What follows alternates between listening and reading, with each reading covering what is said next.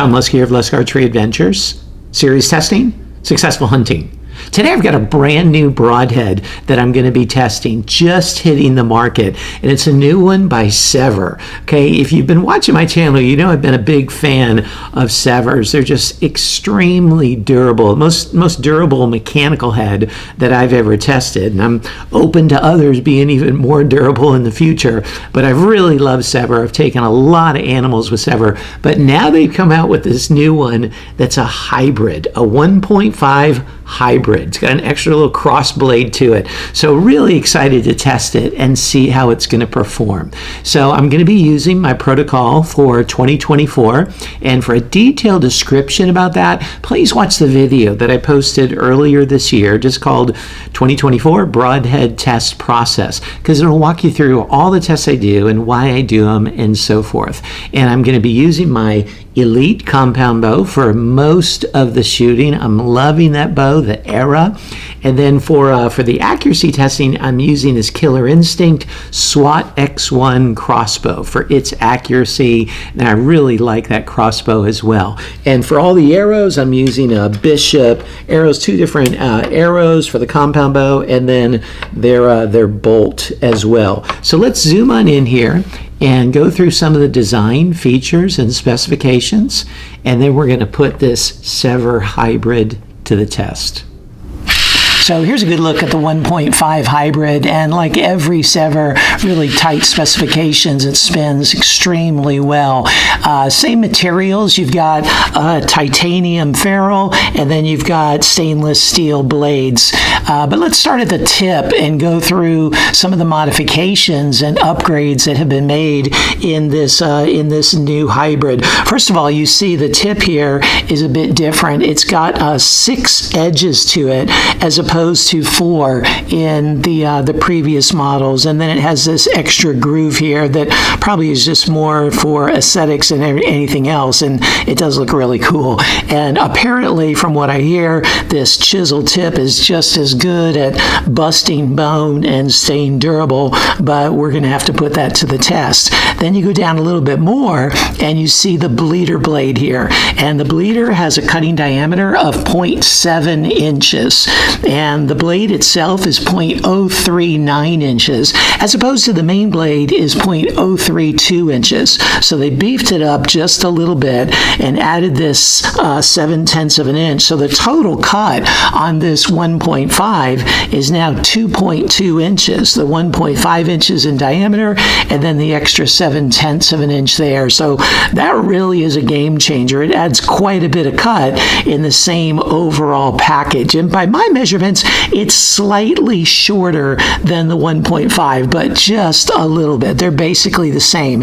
Now, another thing of interesting note here is this bleeder blade. Okay, it has a pin, like a screw here, holding it in place. That's just holding it laterally. It's not really load-bearing, which is nice. A lot of times when I test load-bearing pins, they just shear off.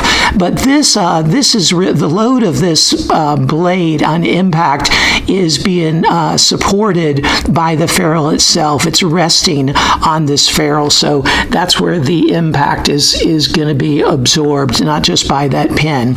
Now, another thing of note is the cutting diameter of the bleeder is basically the same as the diameter of these deployment arms, and they're in the same basic area. So what they say, what Sevr says, is the extra bleeder does not disrupt the flight at all, because the turbulence of these little deployment arms in flight is already being disrupted by these deployment arms and with that rotation. And so to add these extra blades in there doesn't disrupt it anymore. It just keeps it the same. So apparently it's supposed to fly just like the 1.5. But again, I look forward to testing that.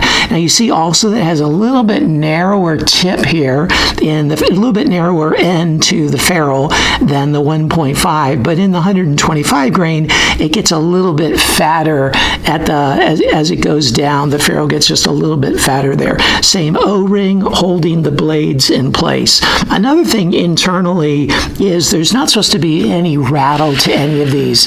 They've listened to some of the complaints of consumers that, I don't know what it was, probably 1 out of 5 or so, or 6 out of the ones I tested had a bit of a rattle to them, but they've modified this little washer internally to give it a bit more of a bend to it, so where it's really tight specifications and there's no rattle to it.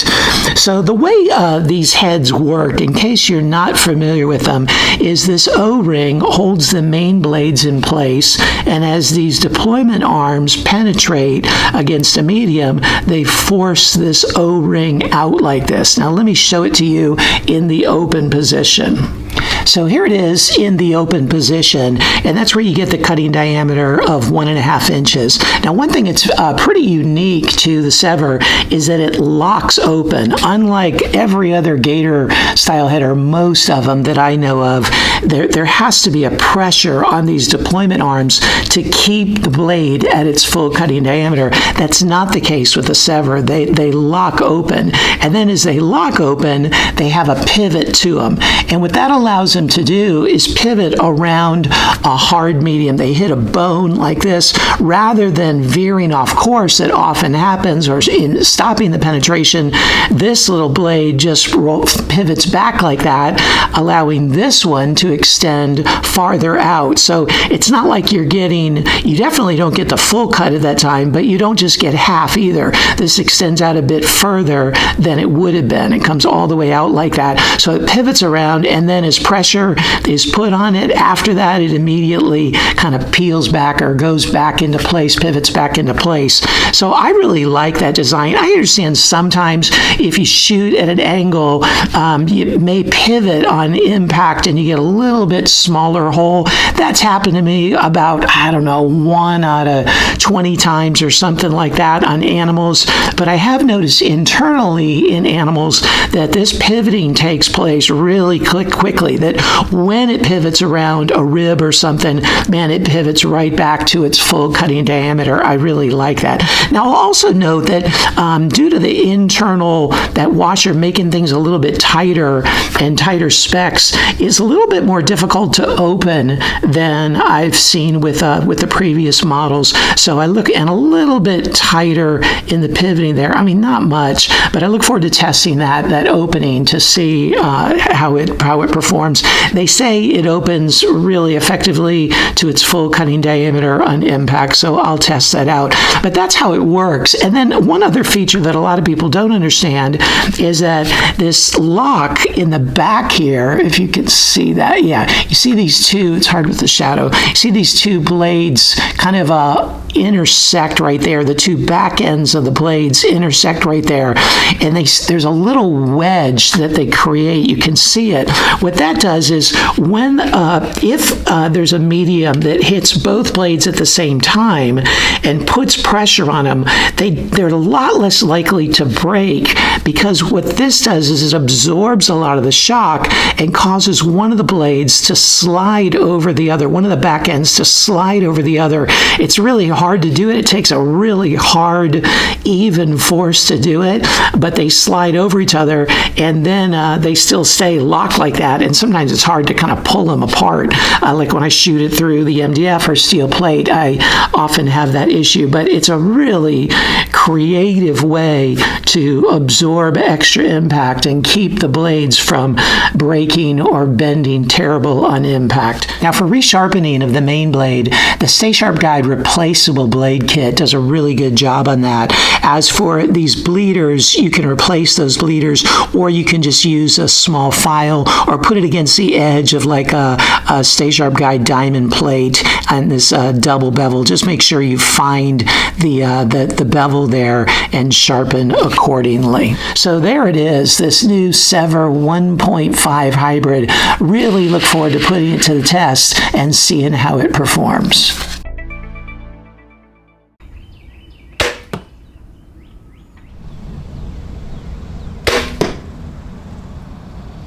The Sevr hybrid just clipped the bullseye.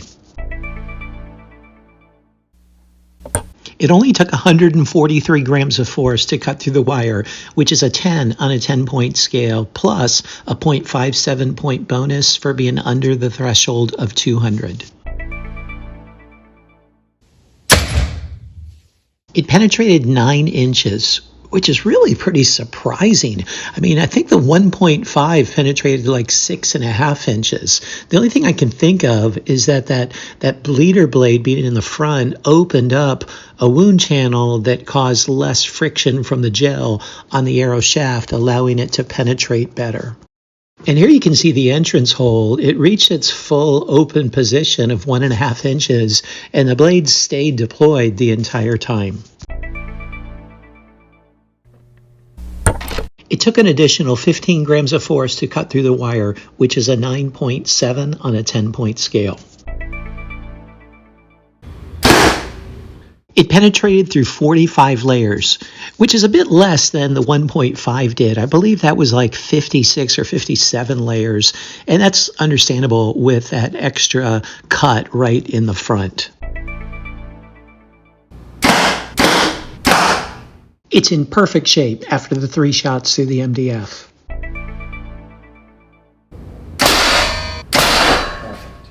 And here it is after the 2 shots through the steel plate. And man, really impressive.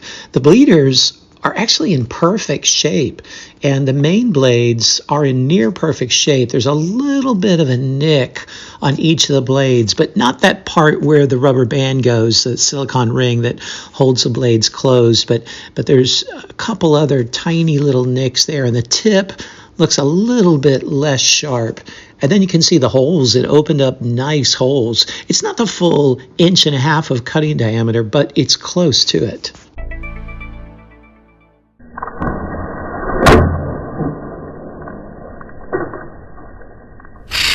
So here it is after all the durability testing, and man, this thing did really well. I mean, Sevrs have a reputation of being super strong, and you know, I hear people complain about mechanicals all the time, like, oh, they break up, they're so cheap.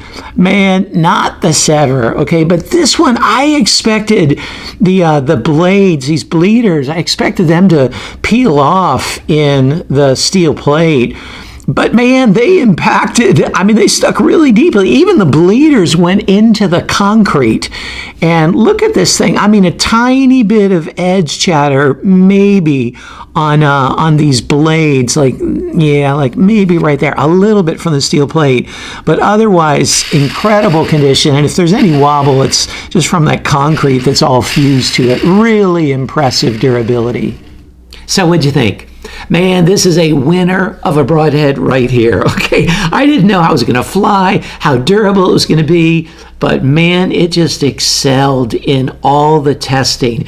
So when I put together the total score sheet, it got by far the highest score of any Broadhead that I've ever tested. So you check out the score sheet and see how it performed in the areas that matter to you the most. See if it might be a good fit for you. And stay tuned for that overall cumulative score, as well as a corresponding LUSK grade. And also stay tuned for a really detailed list of all the different discount codes that I offer. I've added more even in the last few weeks, and I've always had Sevr discount code, but check all those codes out. Hopefully they can save you some money. Thanks for tuning in. We'll see you next time.